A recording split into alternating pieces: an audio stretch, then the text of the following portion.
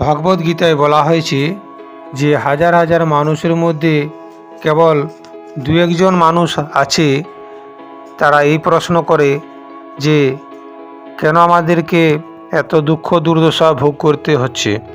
আমরা কেউই তো দুঃখ ক্লেশ ভোগ করতে চাই না, তবু নানা রকম দুঃখ কষ্ট আমাদের উপর কেউ যেন চাপিয়ে দিচ্ছে বলে আমাদের মনে হয়। আমরা খুব বেশি শীত চাই না, তবু আমাদের শীত সহ্য করতে হয়। আমরা অতিরিক্ত গরম চাই না, তবু অসহনীয় গরম সহ্য করতে বাধ্য হই। ক্ষুধা, তৃষ্ণা, জরা ব্যাধি, মৃত্যু এগুলি আমরা কেউই চাই না। জীবনের প্রকৃত সমস্যা হচ্ছে জন্ম, মৃত্যু, জরা ও ব্যাধি। অথচ এইসব দুর্দশা ভোগ থেকে এই জগতের কারোরই নিষ্কৃতি নেই। এই ভয়ঙ্কর ও অনিবার্য দুঃখ দুর্দশায় পূর্ণ জড় অস্তিত্বে তাই প্রত্যেকেই উদ্বেগ উৎকণ্ঠায় পূর্ণ। এইসব দুঃখ দুর্দশার কারণ ও জীবনের প্রকৃত গন্তব্য স্থান হচ্ছে অনুসন্ধানের প্রকৃত বিষয়। আর যে এই অনুসন্ধান করে সেই সত্যের সন্ধান পায়।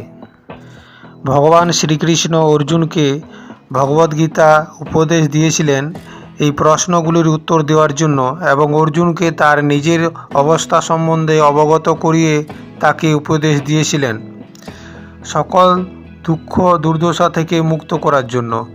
জ্ঞান আলোকস্বরূপ, অজ্ঞানতা হচ্ছে অন্ধকার। কিন্তু কিভাবে আমরা অর্জন করতে পারি প্রকৃত জ্ঞান? আমরা উপলব্ধি করতে পারি যে মানুষ হওয়ার জন্য কেবল আহার, নিদ্রা, ভয়, মৈথুন আমাদের জীবনের মূল উদ্দেশ্য নয়। মানব জীবনের উদ্দেশ্য কেবল দৈনিক কার্যকলাপ থেকে উন্নততর পরম সত্য সম্বন্ধে জ্ঞান অর্জন করা। আর এই জ্ঞান হলো ইন্দ্রিয় জ্ঞান। সরাসরি প্রত্যক্ষর মাধ্যমে এই জ্ঞান লাভ হয়। আমাদের ইন্দ্রিয়গুলিকে নিজের বশের মধ্যে রাখতে হবে। আমরা যেমন শিক্ষা লাভ করে শিক্ষিত হই, তেমনি আমাদের ইন্দ্রিয়গুলিকে অনুমানিক শিক্ষায় শিক্ষিত করতে হবে। আমাদের প্রতিটি ইন্দ্রিয় যেন সঠিক সিদ্ধান্ত নিতে পারে, কারণ আমরা অনেক সময় ভুল দেখি, ভুল বুঝি এবং ভুল করি এবং ভুল সিদ্ধান্ত নিয়ে থাকি, কারণ আমাদের প্রতিটি ইন্দ্রিয়ই ত্রুটিযুক্ত এবং সীমাবদ্ধ। উদাহরণ হিসেবে বলতে পারি, যেমন আমাদের চোখ একটি নির্দিষ্ট দূর পর্যন্ত দেখতে পায়, অনেক দূরের জিনিসটা আমরা দেখতে পাই না, আবার কাছের খুব ছোট জিনিসটাও আমরা দেখতে পাই না। আর এই জন্যই আমরা দূরের জিনিসের জন্য দূরবীন ব্যবহার করে থাকি এবং কাছের জিনিসটি দেখার জন্য মাইক্রোস্কোপের ব্যবহার করি। কিন্তু যন্ত্র দিয়ে দেখার জন্যও আমাদের ইন্দ্রিয়গুলিকে শিক্ষিত করতে হয়। আর এই জন্য একজন শিক্ষিত গুরুর প্রয়োজন হয়। আর তবেই একজন মানুষ ইন্দ্রিয়কে জয়লাভ করে সত্যের সন্ধান পায়।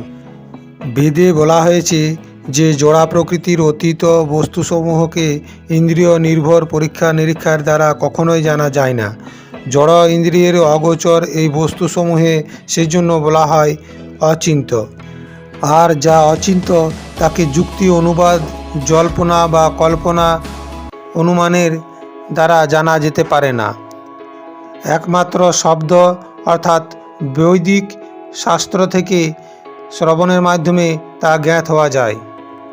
বেদ শাস্ত্রের বর্ণনা অনুসারে পরমেশ্বর ভগবান প্রথমে সৃষ্টিকর্তা ব্রহ্মাকে এই জ্ঞান দান করেছিলেন।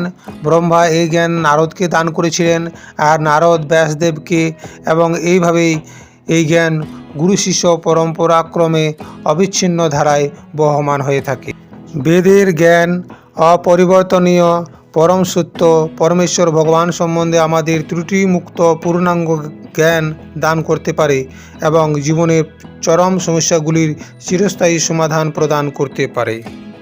আপনি যদি আমার চ্যানেলে নতুন হয়ে থাকেন তাহলে চ্যানেলটি সাবস্ক্রাইব করুন এবং সঙ্গে থাকুন, এবং লাইক ও কমেন্ট করতে ভুলবেন না। দেখা হবে পরের ভিডিওয়। ধন্যবাদ।